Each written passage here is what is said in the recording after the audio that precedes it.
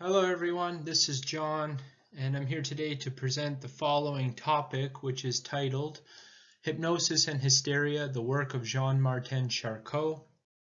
For this presentation, I'll be covering a specific period of time in Charcot's career when he was an already acting physician, academic, and researcher. In particular, I'll be discussing when Charcot began using hypnosis and why he used hypnosis in the study of hysteria and the hysteria phenomenon. In the photo being presented, you can see that Jean-Martin Charcot is demonstrating his hypnotic technique in front of an audience on a woman who has or supposedly has hysteria. And by using this hypnotic technique, he is demonstrating the various symptoms and characteristics of her hysteria. So I'd like to begin this presentation by saying there's a massive amount of work and accomplishments attributed to J.M. Charcot, hence why he is known as the father of neurology. Charcot became a physician, or really a pathologist, at a time when there was very little known about neurology itself. And because he was very good at providing a clear delineation of various neurological diseases and providing a classical description of them, such as multiple sclerosis, he was able to establish neurology as an independent discipline within the field of medicine. Here on the slide, I'm showing there is some hysterical information out there that suggests that there's a breakdown of Charcot's career into three sections. For the sake of this presentation, I'll be focusing on the third section, which is beyond 1878, when J.M. Charcot started to use hypnosis as a form of experimental research and as a method for studying hysteria.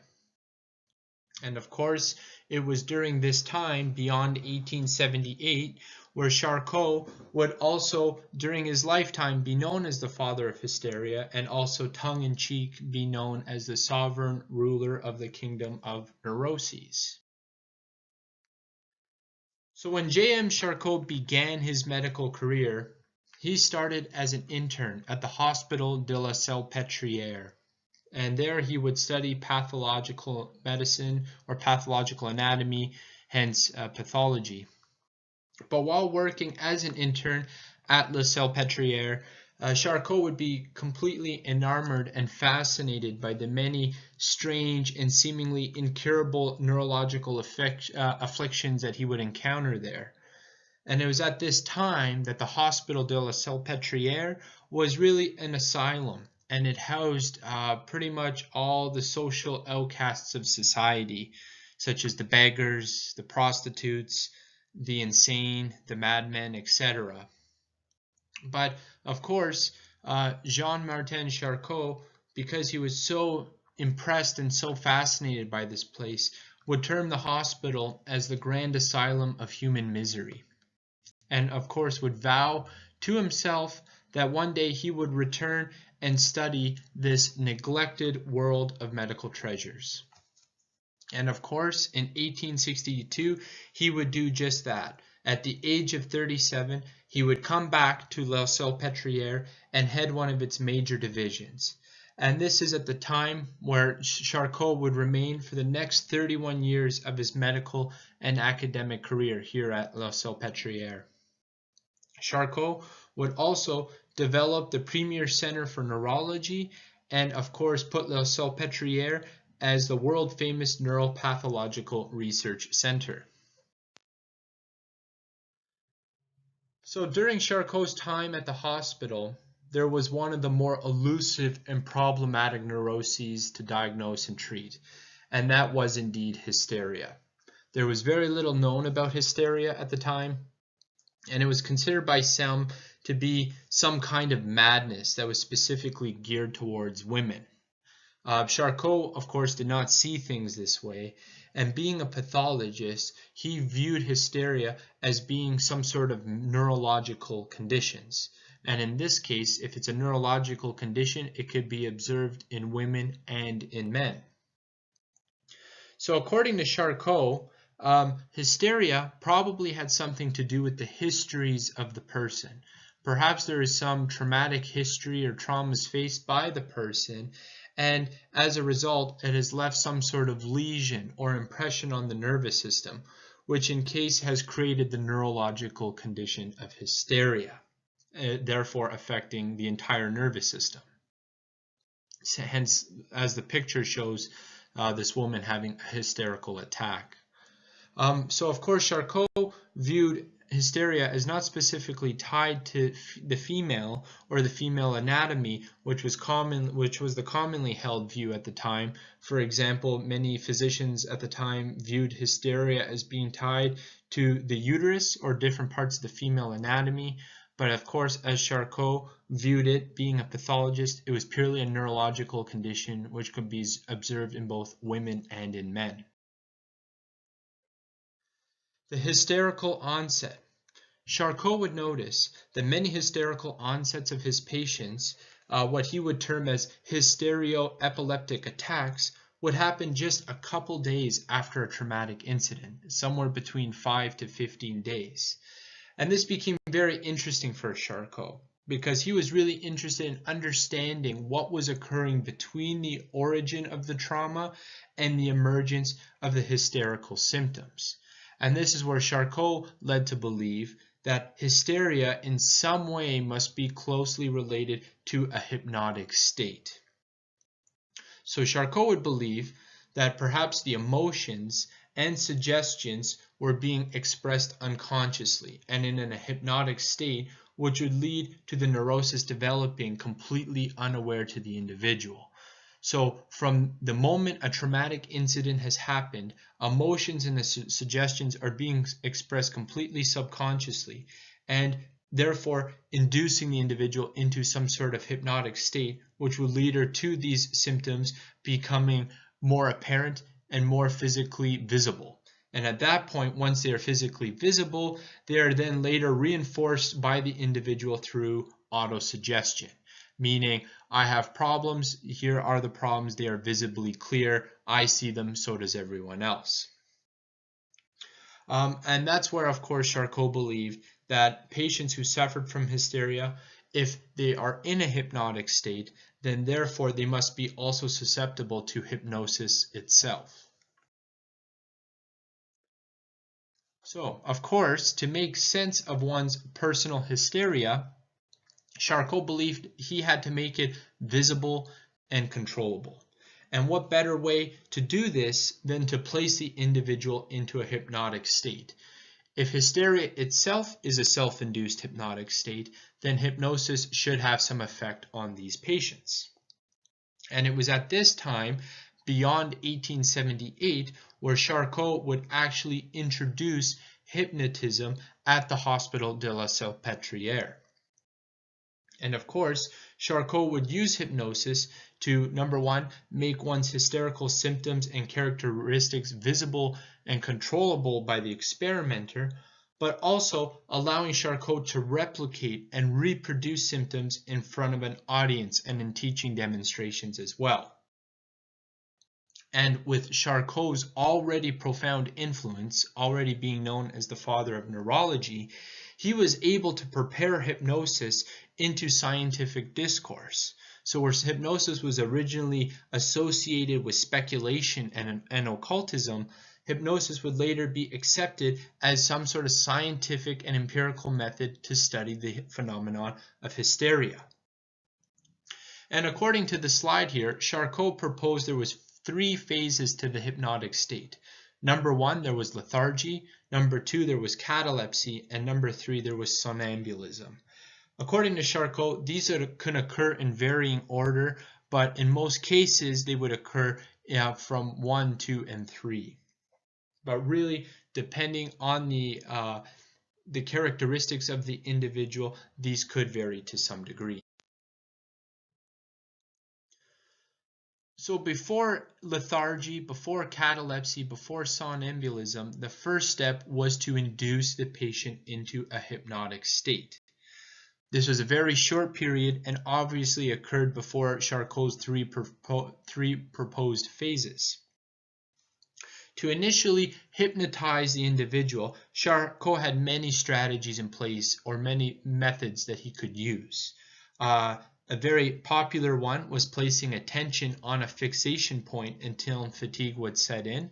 This is the famous pocket watch swinging back and forth, or the pendulum swing, where the individual would focus fixation on it until fatigue would set in. But of course, Charcot had his own methods at the time as well. And one of those methods would involve him applying pressure to the eyelids of the individual. So for example, using his hands, he would place pressure with his fingers to the subject's eyeballs, massaging them to induce fatigue.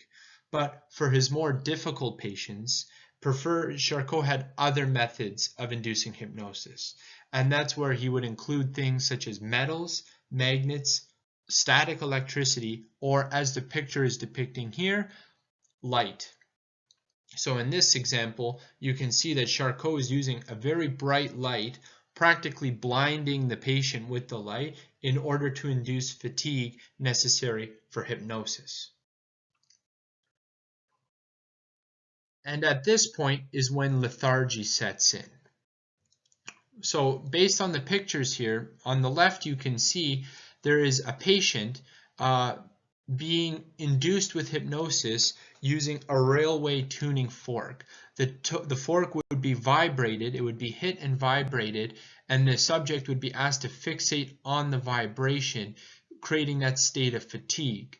But then once the tuning fork is paused or muted, the individual completely goes into a state of lethargy or practically fainting, as demonstrated in this photo, where a nurse is pretty much propping her up to stop her from falling back. In the other photo, we can see something very similar as the previous slide.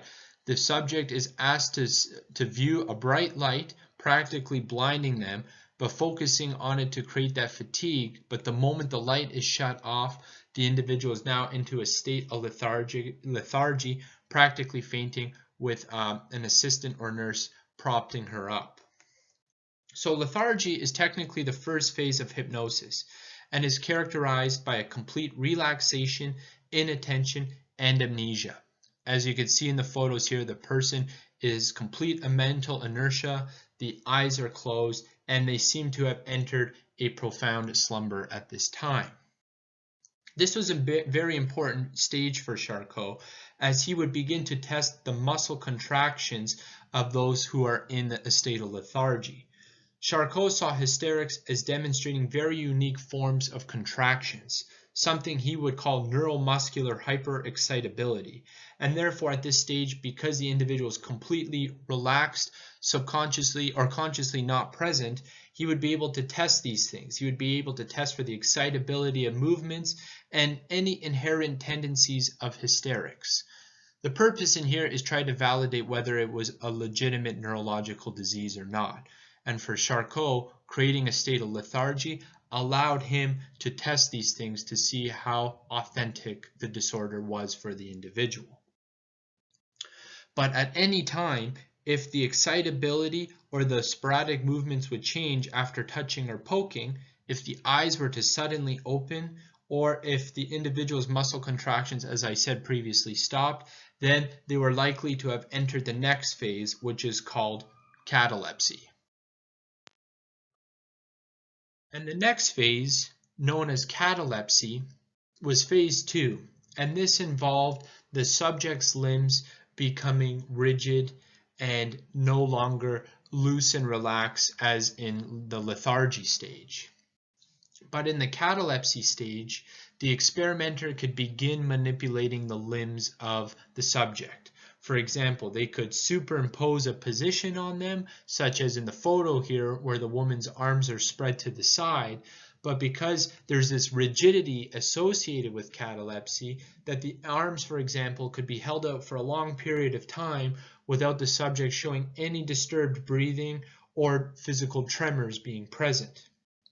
In some of Charcot's teaching seminars, he would actually use pin cushions, poking the subject with them to show that there was no shock or pain associated with this stage of hypnotism. But one of the important things to mention about catalepsy, which is different from lethargy, is that in catalepsy there is some communication, or a very small amount of communication, that can begin with the subject. And what this means is the experimenter can begin calling upon information from the subject. So for example, if there was a trauma associated with their hysteria, the experimenter can begin asking questions. And because catalepsy supposedly had no ego present, the idea is any information that the subject was sharing was very pure and honest, and therefore truthful. The idea is, without an ego being present, there could be no interruptions in thoughts, no propaganda, and no diffusion. The idea here, and is how Charcot viewed catalepsy, is that this is the stage where we have human machinery in all of its simplicity. We can move things, it can hold its position, but at the same time we can get some information that is truthful and factual.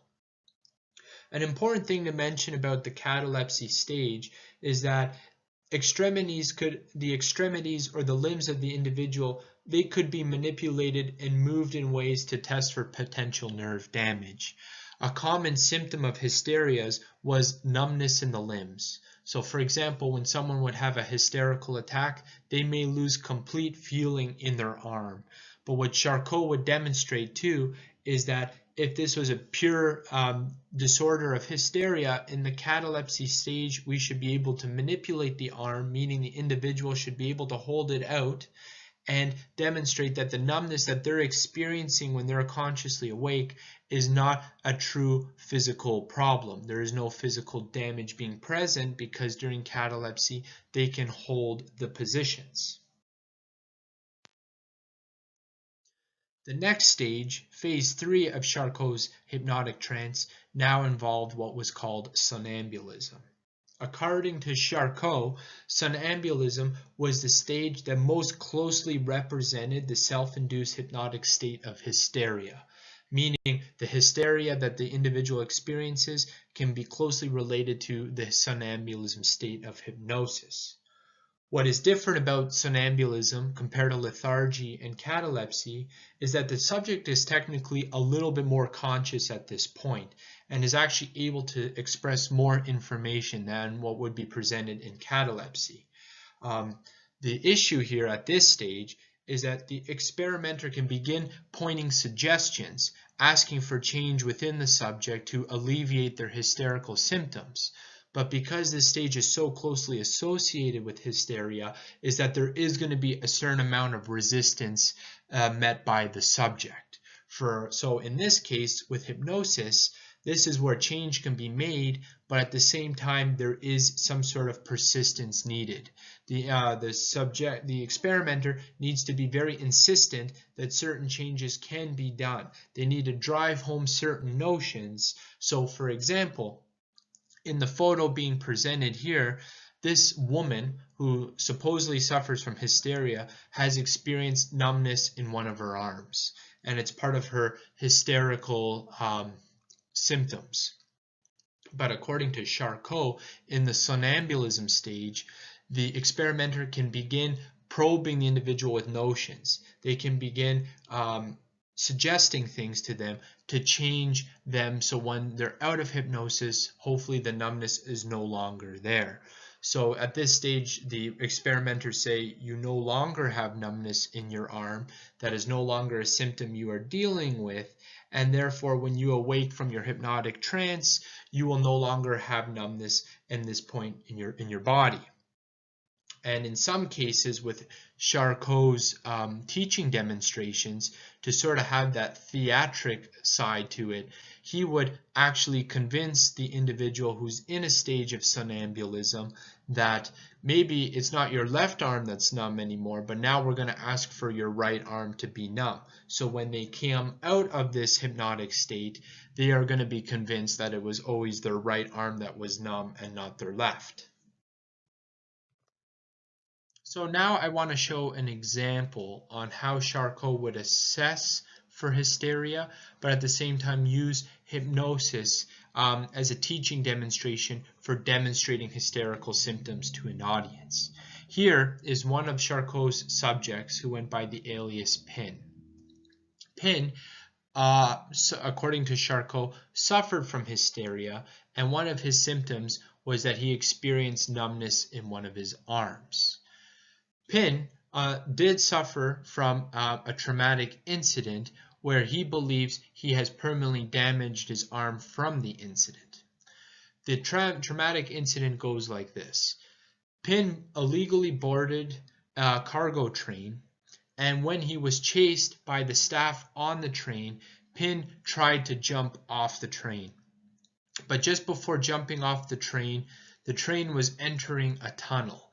And just as Pin jumped, he saw the wall of the tunnel and passed out. He fainted. But when Pin came to awake, he believed that he hit the wall of the tunnel while jumping off the train. Anecdotes and witnesses who saw the event saw that the conductors and security of the train pulled Pin back onto the train before any traumatic incident could have happened where he could get physically injured. But Pin consciously believes that he has the injury and hence has numbness within his arm. So what Charcot would do was want to analyze the subject's arm. And in this picture here, what we see is that Pin is experiencing numbness from his shoulder down to the wrist of his arm, but at the same time still has feeling within the digits and palm of his hand. Charcot, being a neurologist, or a pathologist really, did not see this really making sense. And for him, one of the obvious signs that someone was a hysteric was the fact that many of them they were very ignorant to anatomy itself. So there's no way the individual could have feeling within their hands, but at the same time be completely numb within their arm. So Charcot would use his stages of hypnosis to analyze Pin and at the same time assess his hysteria. So the first thing Charcot would do was hypnotize the subject Pin. He would put Pin into a lethargic state where he could test the muscular reflexes of Pin. Testing his left arm, he would find that there was indeed that neuromuscular excitability found in hysterics. But most importantly, that the numbness that he did experience was active. It was during this stage that he could find reflexes by poking the arm. In the next stage, in catalepsy, Charcot would then hold the arm out from the body in a rigid position, demonstrating that if subject Pin's arm was truly numb, that he would not be able to hold his arm in any instance from his body as he was able to do. And then finally, in the somnambulism stage, this is the stage where now Charcot would be able to try to convince Pin and try to manipulate Pin's thoughts into believing that it's no longer his left arm that is damaged, and that he could have feeling completely restored in his arm. So once he is out of this hypnotic state, that feeling should return and that his left arm should be fully restored. And of course, what Charcot would note is that this would take multiple trials over a weekly basis before the subject Pin would have complete restoration of the feeling within his arm. In conclusion, Jean-Martin Charcot had a profound influence on the neurology field. His work in hypnosis and his work of using hypnosis to study hysteria would also appear in learned journals after 1800. But due to Jean-Martin's increasing popularity and his profound influence, a lot of public displays would start to arise that were using hypnosis on just the general population. These were the more theatrical forms of hypnosis that we come to know of now, which Jean-Martin Charcot would completely just try to refute against. He would try to defend the scientific discourse of hypnosis from these lay versions of hypnosis that were used for public display. But of course, it was these people who were using hypnosis would cash in on this phenomenon at the time, saying that they were using the Jean-Martin Charcot style of hypnosis that was used at the Salpêtrière. So later in Charcot's life, he would pretty much admit that hypnosis was not really used to treat symptoms of hysteria. Sure, it might be able to alleviate some of the symptoms, but in most cases, this was only a temporary thing. Charcot would really explain that the hypnosis and the exhibition of hysterical symptoms was really used as part of his demonstrations, part of his teaching seminars, and using them in front of professional medical men.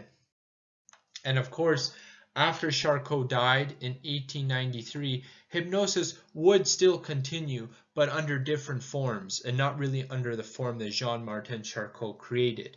Number one, because very few people had the ability to replicate Jean-Martin's style of hypnosis, but at the same time, it just fell under the scientific scrutiny. It started to fall under the speculation, the occultism which it once came from, and of course because of the public displays and the harsh criticism in that regard, that there was no real room for hypnosis within the medical field and within science. So unfortunately, hypnosis would shortly die after Jean-Martin pretty much used it and gained popularity from it. That is the end of my presentation. Thank you so much for watching.